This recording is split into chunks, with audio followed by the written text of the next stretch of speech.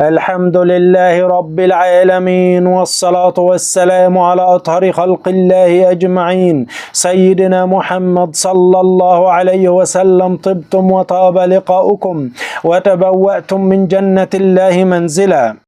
رؤية العزبة أن هناك رجل أعمال يعطيها أموال، والله أعلم، علامة أنها تريد الزواج من رجل متيسر الحال في الواقع، والله أعلم. رؤية رجل الأعمال يعطيني أموال في المنام علامة على التغيرات الإيجابية التي تحدث للإنسان بشكل كبير الأيام القادمة. رؤية الرجل يعطيني مال في المنام علامة على الخيرات القادمة لصاحب الرؤية بشكل كبير، والله أعلى وأعلم. رؤية ليلة الزفاف الخالية من الناس في المنام علامة على الهدوء والراحة، والله أعلم. رؤية ليلة الزفاف مع الغناء والرقص في المنام تكون علامة على تلقي الأخبار الغير سعيدة في الحياة، والله أعلم، حيث يمكن أن يكون دليل على فقدان شخص ما، والله أعلى وأعلم. إذا رأى الحالم عروسة مجهولة في المنام يشير على التعرض للهم والغم في الحياة، والله أعلم. رؤية الفتاة العزباء عروسة مجهولة في المنام قد يشير على الآلام في حياتها.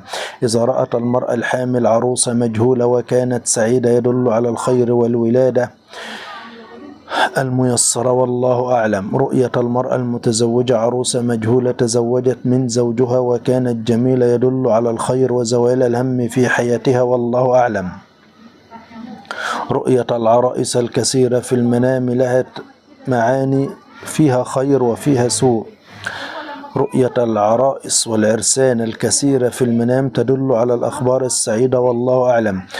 رؤية العرائس الكثيرة في المنام تشير على بعض الهموم البسيطة، والله أعلم، حيث أن هناك احتمال يدل على تعرض الحالم لبعض المشاكل والمضايقات في الحياة، والله أعلم.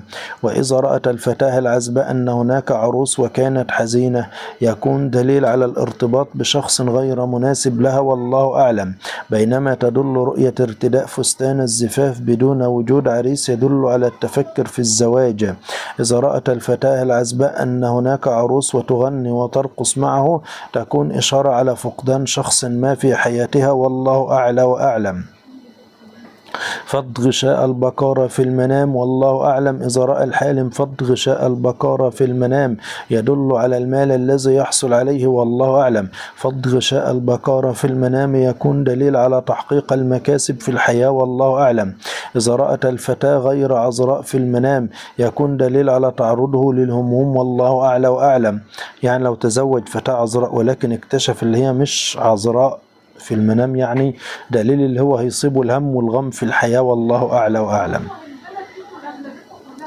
تكرير الحلم في المنام يرجع إلى عدة أسباب، والله أعلم.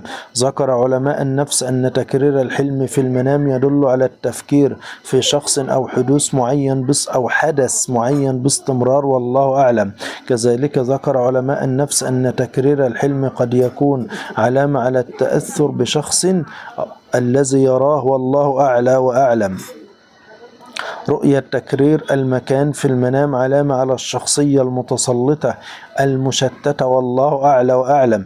رؤية تكرير التعرض للحوادث في المنام يكون دليل على التفكير السلبي الذي يسيطر على الشخص، والله أعلى وأعلم. في حال رأى الحالم فض غشاء البكارة في المنام يكون دليل على مكاسب مادية كبيرة، والله أعلم. إذا رأت العزباء فض غشاء البكارة في المنام يشير على اقتراب زواجها، والله أعلم. رؤية المرأة الحامل فض غشاء البكارة في المنام يكون دليل على اقتراب الولادة لها، والله أعلم. رؤية المرأة المطلقة فض غشاء البكارة يكون دليل على الزواج القادم لها، والله أعلى وأعلم. قال النبي صلى الله عليه وسلم: إن أخوف ما أخاف على أمتي كل منافق عليم اللسان. الحديث في السلسلة الصحيحة.